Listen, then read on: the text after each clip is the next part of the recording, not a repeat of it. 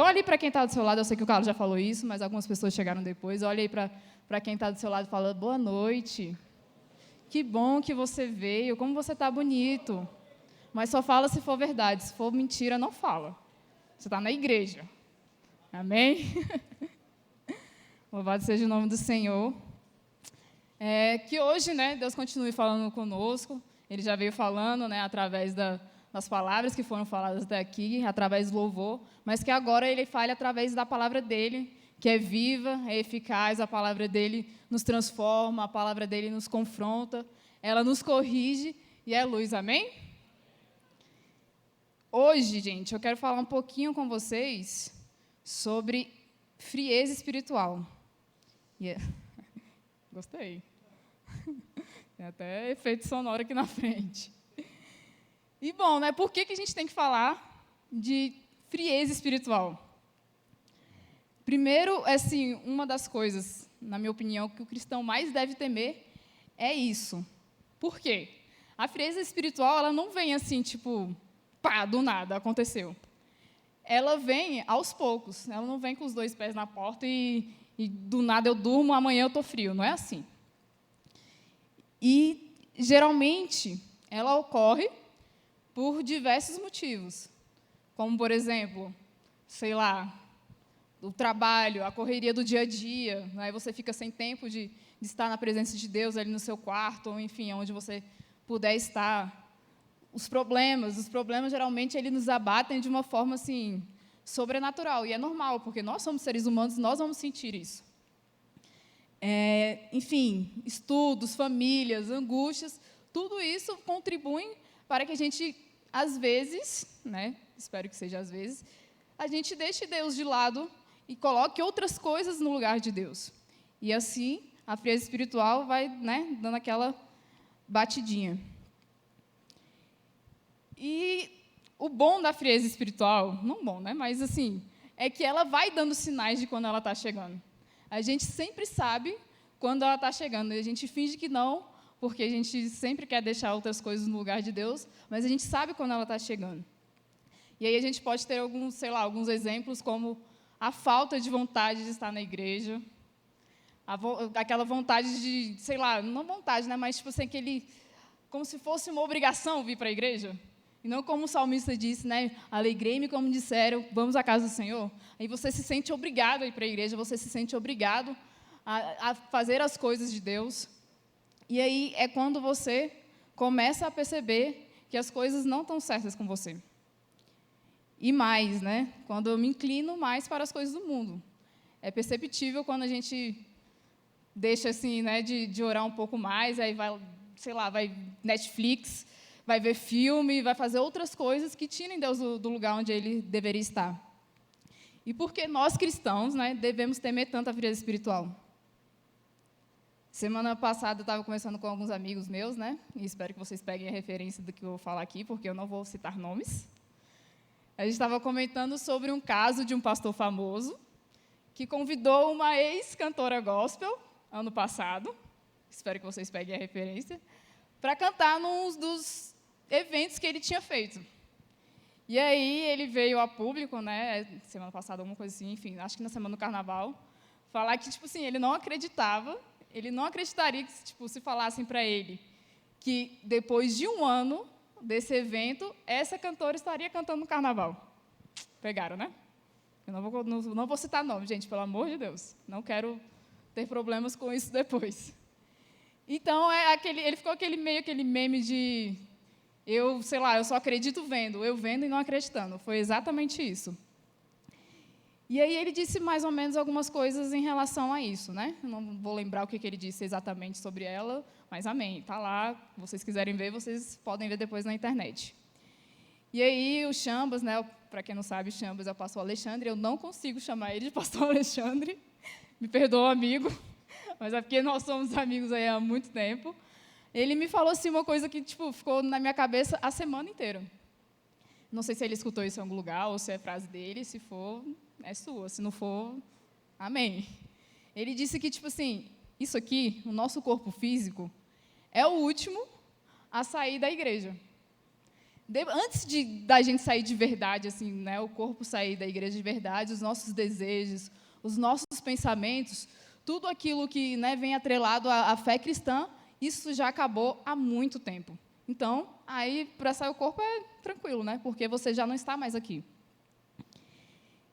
E, mais uma vez, né, porque nós devemos tanto nos preocupar com a frieza espiritual. E lembrando que eu estou falando de frieza espiritual, não estou falando das pessoas que deixaram de crer na fé, enfim, para sempre não, né, que não tem como, enfim, né, um dia todo mundo vai clamar o nome de Jesus, mas aquelas pessoas que não acreditam mais. Porque, definitivamente, a frieza espiritual é um passo para que a pessoa se torne essa pessoa sem fé. É um passo para que, de fato, a sua vida espiritual, a sua vida com Deus, seja minada. E aí, preparando a mensagem, né, eu lembrei de uma história que nos diz muito sobre os perigos de estar frio, espiritualmente. E eu queria que vocês abrissem suas Bíblias em Juízes 13, que eu vou tomar minha coca, espere aí.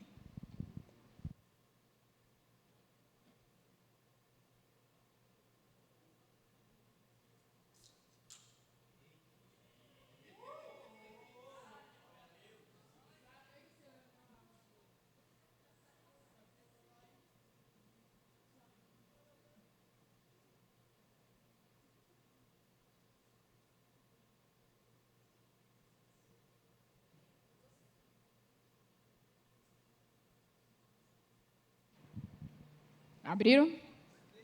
13, Juízes 13.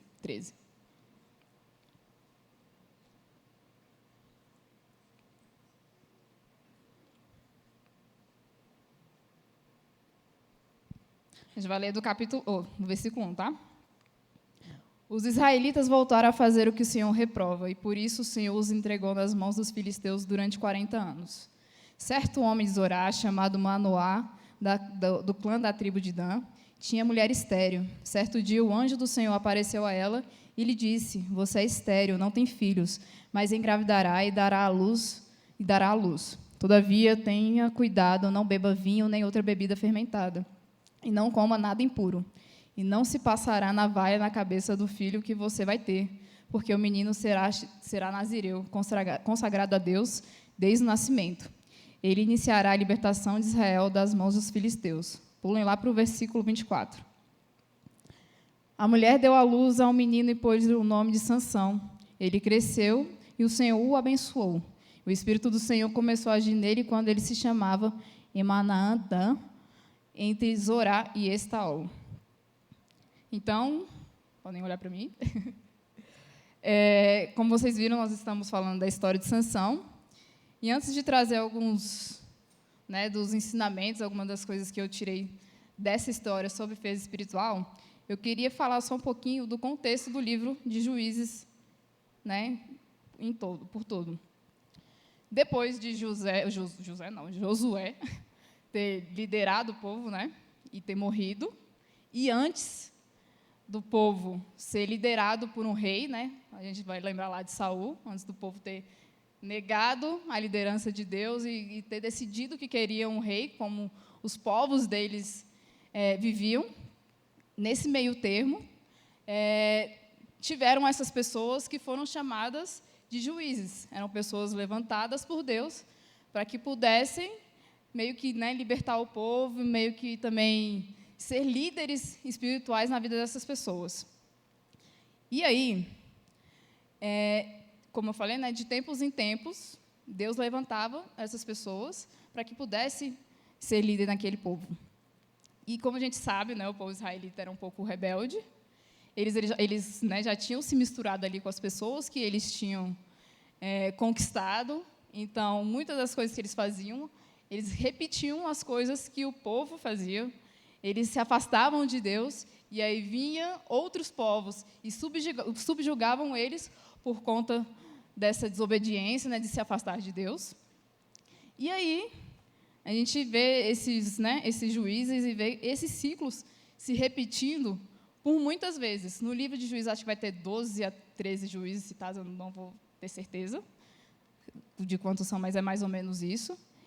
E os juízes, eles reinavam, não reinavam não, né? Mas eles lideravam o povo até a morte deles, né?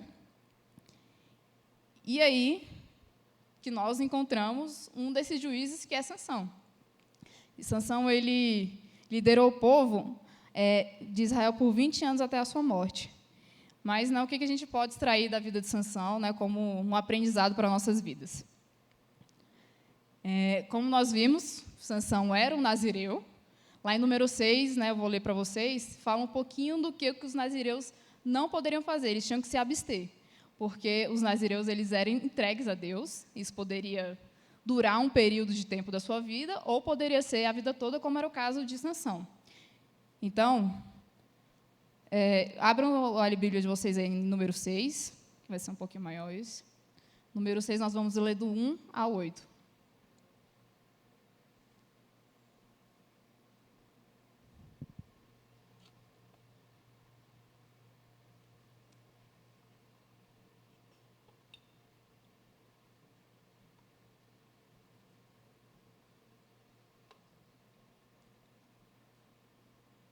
O Senhor disse a Moisés: diga o seguinte aos israelitas: se um homem ou uma mulher fizer um voto especial, um voto de separação para o Senhor como nazireu, terá que se abster de vinho e de outras bebidas fermentadas, e não poderá beber vinagre feito de vinho ou de outra bebida fermentada.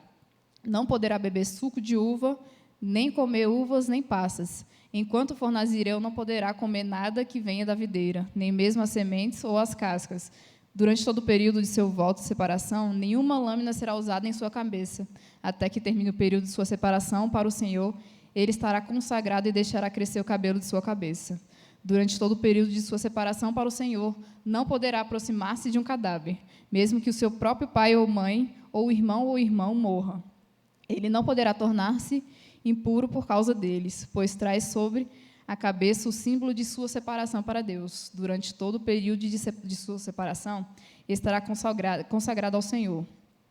Ou seja, né, a gente pode ver pelo texto que ele não poderia beber vinho, nenhuma bebida fermentada, 0 uva para ele, não poderia cortar o cabelo e também não poderia chegar perto de cadáver, porque ele, né, senão ele se contaminaria, ele ficaria impuro. E se alguém morresse, né, do nada perto dele, ele teria que fazer todo um ritual de purificação. E a primeira lição que eu queria trazer para vocês, para a gente, é cuidado com o pecado. E até botei entre parênteses, não brinque com o pecado. Mas aí você vai me dizer assim, mas isso é óbvio, Bárbara. E isso precisa ser óbvio em todos os dias das nossas vidas. Lá no capítulo 14 de Juízes, eu vou ler aqui para vocês, só prestem atenção. Eu vou ler o versículo 1 até o 9. Sansão desceu a Tímina e viu ali uma mulher do povo filisteu. Quando voltou para casa, disse a seu pai e a sua mãe: vi uma mulher filisteia em Tímina. Consigam essa mulher para ser minha esposa. Seu pai e sua mãe lhe perguntaram: será que não há mulher entre os seus parentes ou entre o seu povo? Você tem que ir aos filisteus incircuncisos para conseguir esposa? Sansão, porém, disse ao pai: consiga-a para mim, é ela que me agrada. Seus pais não sabiam que isso vinha do Senhor, que buscava ocasião contra os filisteus, pois naquela época eles dominavam Israel. Sansão foi para Tímina com seu pai e sua mãe. Quando se aproximavam das vinhas de Tímina, de repente um leão forte veio rugindo na direção dele. O Espírito do Senhor apossou-se de Sansão e ele, sem nada nas mãos, rasgou o leão como se fosse um cabrito. Mas não contou nem ao pai nem à mãe o que fizera. Então foi conversar com a mulher de quem gostava. Algum tempo depois, quando voltou para casar-se com ela, Sansão saiu do caminho para olhar o cadáver do leão, e nele havia um enxame de abelhas e mel. Tirou o mel com as mãos e o foi comendo pelo caminho. Quando voltou aos seus pais, repartiu com eles o mel, e eles também comeram, mas não lhes contou que tinham tirado do cadáver do leão. E aqui nós temos 2 pontos, né? A gente pode observar que de Sansão já veio ali com os papos dele de mulher. E aí a gente vê que aqui tem um propósito de Deus, mas que ele poderia ter procurado alguma mulher ali no povo dele, mas ele não fez isso.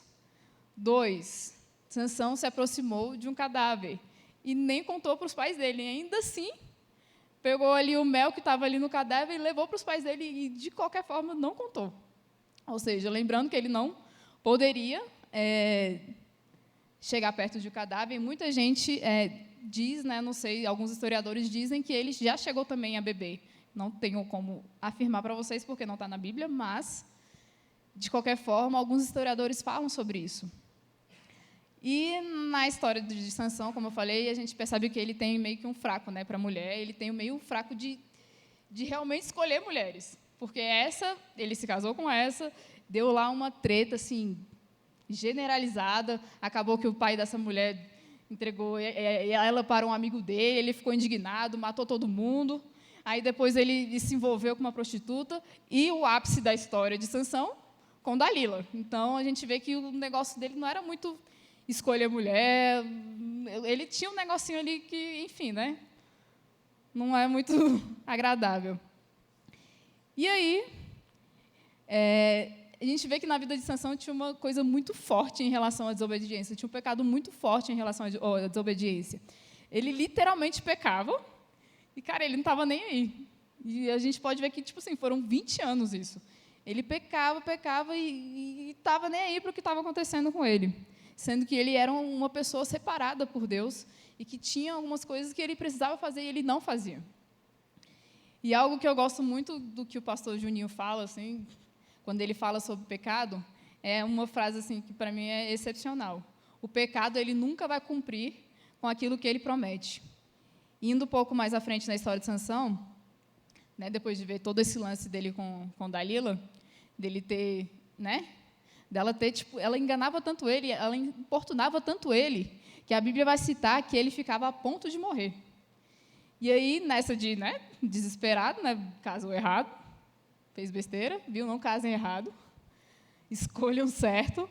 Nisso, foi quando ele, enfim, falou qual era o segredo da força dele, né? E aí os filisteus pegaram ele, furaram os olhos dele e, não satisfeito, ainda fizeram ele de palhaço. E aí, é uma coisa tão forte, que para mim era um homem, se você imaginar, era um homem que, tipo assim, liderava um povo. Era um homem que aniquilava, matava todo mundo. Ele matava todo mundo, não tinha ninguém que conseguisse parar Sansão. E agora ele era simplesmente piada para esse povo que, né, ele enfrentava.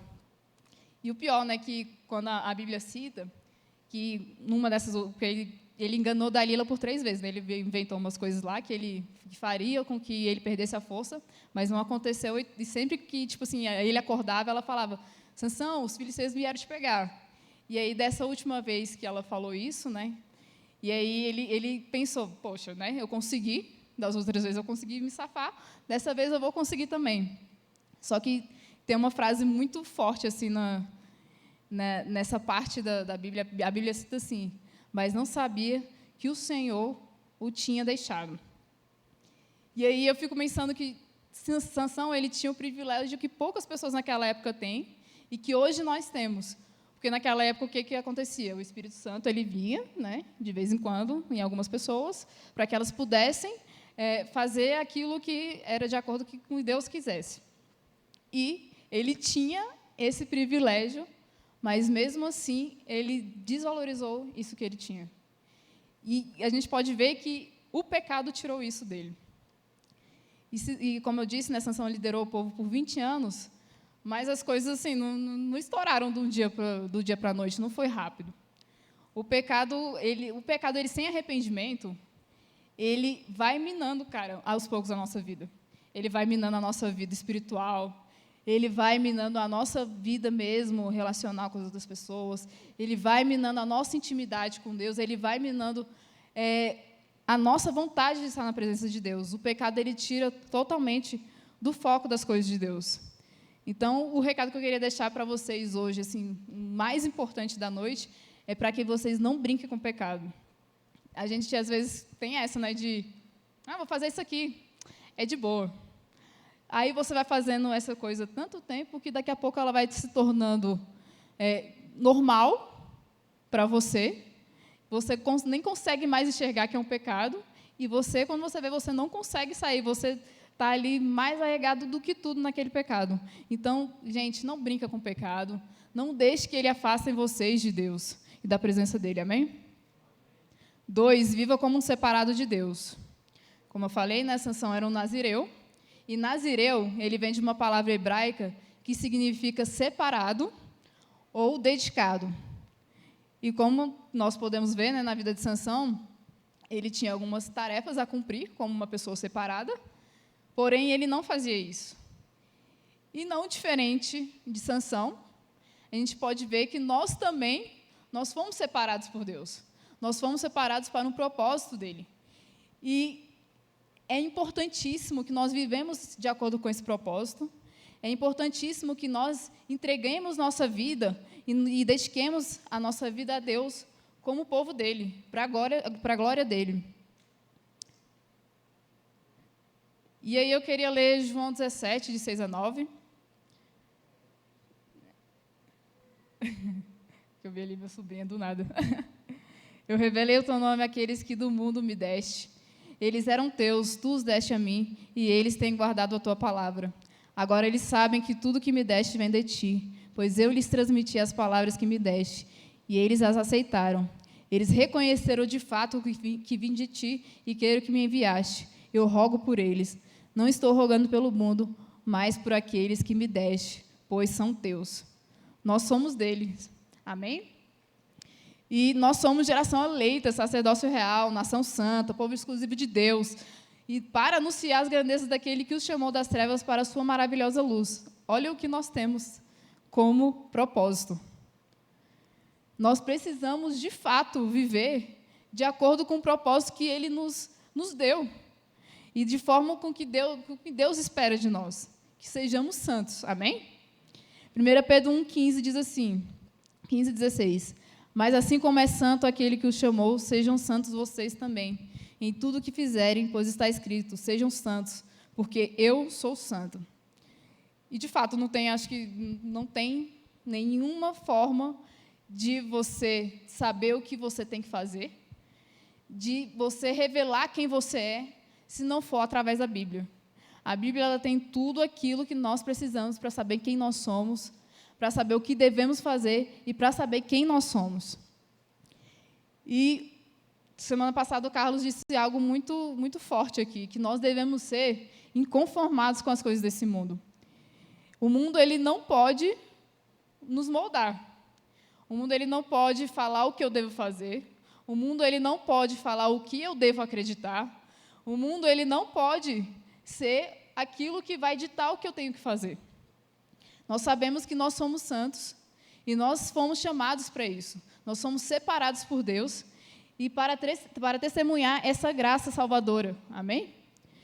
E nós precisamos viver de acordo com isso e influenciar as pessoas que estão perto da gente. As pessoas precisam ver Cristo em nós. Mas não só, enfim, Deus espera isso de nós, mas as pessoas também esperam isso de nós. Não sei se vocês perceberam que está todo mundo já cansado de mentira. As pessoas, eu tenho muitas reclamações falando assim, caraca, eu conheço uns crentes aí que paia. Os crentes que é mais mentiroso que quem não é crente. Tem uns crentes aí que dão mais calote nos outros do que quem não é crente. As pessoas elas estão cansadas disso, gente. A gente tem que ser verdadeiros com o que a gente vive. Não só de falar, mas de agir também. A nossa vida ela precisa ser um eterno testemunho daquilo que Deus fez nas nossas vidas. E, enfim, a gente precisa realmente testemunhar o que Deus fez nas nossas vidas, o que Deus faz nas nossas vidas, o que o pecado tirado de nós, porque agora nós não somos mais escravos do pecado, amém? O que ele pode trazer de benefício para as nossas vidas. Sansão, ele infelizmente não viveu de acordo com o nazireu, né? Ele não se importou com essa responsabilidade, esse chamado de ser separado para liderar aquele povo e ser exclusivo de Deus, mas isso não quer dizer que nós não sejamos, amém? Nós precisamos viver e sermos separados por Deus. Leve isso a sério. 3, arrependimento. E aqui é uma das coisas que eu acho que assim, um cristão precisa fazer todos os dias da vida dele. É uma constante nas nossas vidas. Porque se a gente começa a não se arrepender mais das coisas erradas que a gente faz, muito pelo contrário, começa a achar que essas coisas erradas são normais, alguma coisa não está certa. E aí vamos lá para Juízes 16, vamos ler do versículo 25 ao 30.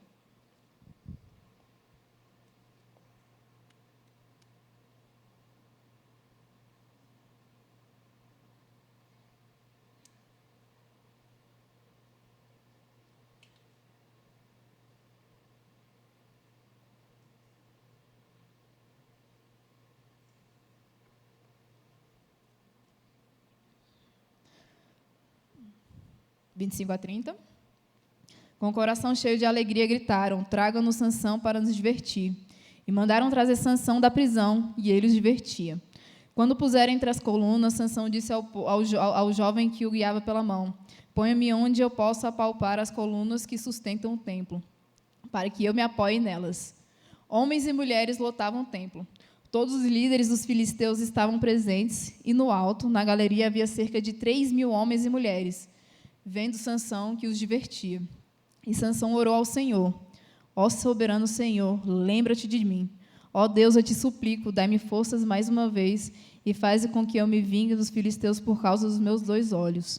Então Sansão forçou as 2 colunas centrais sobre as quais o templo se firmava.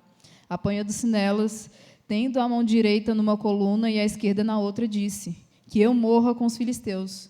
Então as empurrou com toda a força, e o templo desabou sobre os líderes e sobre todo o povo que ali estava. Assim, na sua morte, Sansão matou mais homens do que em toda a sua vida. Tudo bem que o arrependimento de Sansão veio um pouco tarde, né? Mas veio. E o que eu acho mais bonito dessa parte dessa passagem é que ele, de fato, clamou a Deus, porque ele sabia que Deus era misericordioso e poderia fazer mais. E quando nós nos arrependemos e clamamos por Deus, Ele muda tudo aquilo que precisa ser mudado em nós. E aí, Deus ele não despreza um coração quebrantado e contrito. Provérbios 28, 13 diz assim: quem esconde seus pecados não prospera, mas quem os confessa e os abandona encontra misericórdia. No livro que nós estávamos lendo na IBD, para quem não veio, é o Crescendo em Oração, fala um pouco sobre arrependimento, né? Tem uma parte que fala um pouquinho sobre arrependimento, e cita o exemplo de Joel, lá no livro de Joel, né? Que Israel passou por uma crise econômica por causa de uns ataques de gafanhoto que tiveram, e depois por uma grande seca que destruiu todas as colheitas deles. Então, desde o rico, do mais rico até o mais pobre, todo mundo foi prejudicado. E aí, isso acontecia muito por causa do coração do povo que se afastava de Deus. E mais, Joel ainda profetizou que, futuramente, eles iam ainda ser invadidos pelo povo babilônico. Lógico que a gente sabe que Deus não quer, nos dar crises para que a gente precise acordar, mas, infelizmente, às vezes é necessário. E aí, Deus misericordioso, como Ele é, Ele responde para o povo dele dessa forma. Joel 2, de 12 ao 14. Agora, porém, declara o Senhor: volte-se para mim de todo o coração, com jejum, lamento e pranto. Rasguem o coração e não as vestes. Voltem-se para o Senhor, para o seu Deus, pois Ele é misericórdia e compassivo, muito paciente e cheio de amor. Arrepende-se e não envie a desgraça. Talvez Ele volte atrás, arrependa-se, e ao passar deixe uma bênção. Assim vocês poderão fazer ofertas de cereal e ofertas derramadas ao Senhor, o seu Deus. E aqui, como Joel está transmitindo ao povo que o Senhor falou para ele, nós podemos ver que ele fala desse negócio, de rasgar o coração. Porque naquela época, para demonstrar que a pessoa estava triste, ela rasgava as suas vestes. Então, ali ele estava mesmo trazendo ao povo, pedindo ao povo que rasgasse o coração em arrependimento verdadeiro. E realmente largar tudo aquilo que apagava o Espírito Santo na vida deles, tudo aquilo que tirava o coração deles do foco de Deus, e tudo aquilo que tirava eles de um relacionamento mais profundo com Deus. E o melhor, que nós podemos ver nesse versículo é que Deus ele nos responde com misericórdia, Ele nos responde com paciência, Ele nos responde com amor. Esse é o nosso Deus. E essa é uma mensagem que eu queria passar para vocês se arrependerem todos os dias da vida de vocês. Todas as vezes, cara, nem que seja uma coisa bestinha assim, se arrependa. Tenha esse hábito de se arrepender, mas verdadeiramente, não um arrependimento só de, ai Deus, desculpa aí, mas um arrependimento de todo o coração. E concluindo essa mensagem, se a louvor quiser vir, como diz o Carlos, se não quiser vir, vai vir de qualquer jeito. Amém?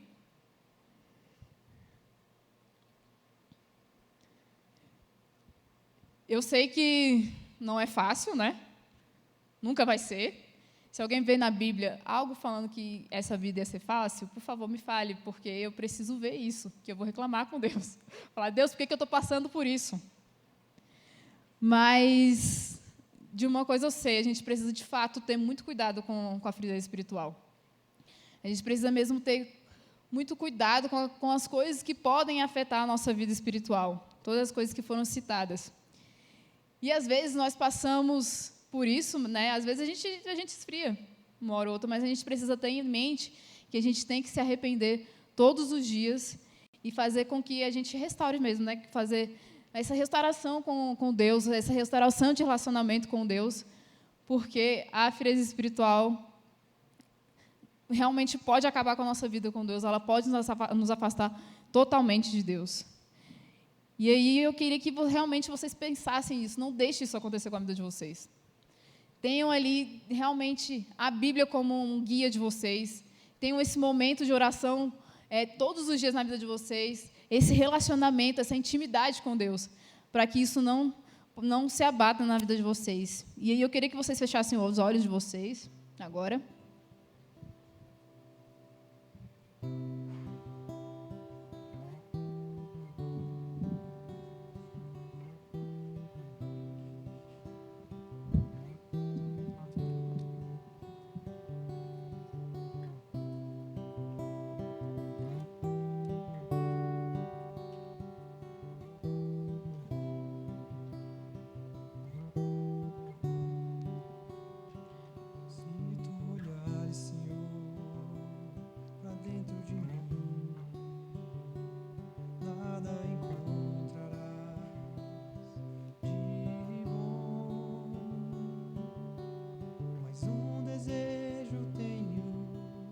Ser transformado, preciso tanto do teu perdão, dá-me um novo coração.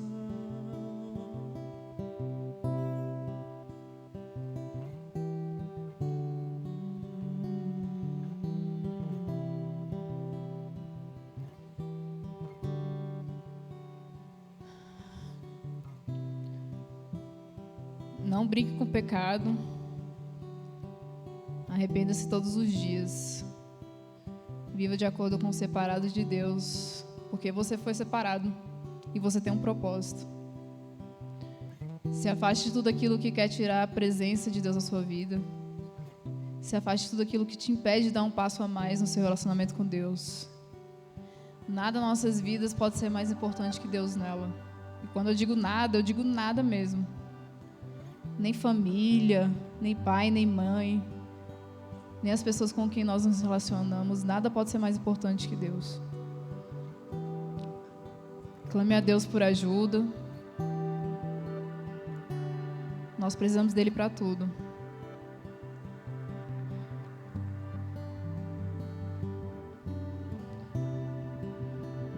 Queria que você tirasse uns minutinhos com Deus, se você quiser se ajoelhar, fique à vontade.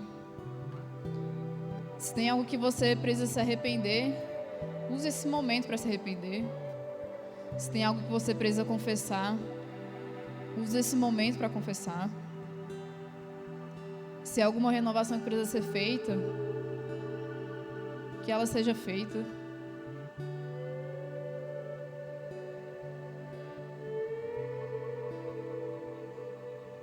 Use esse momento.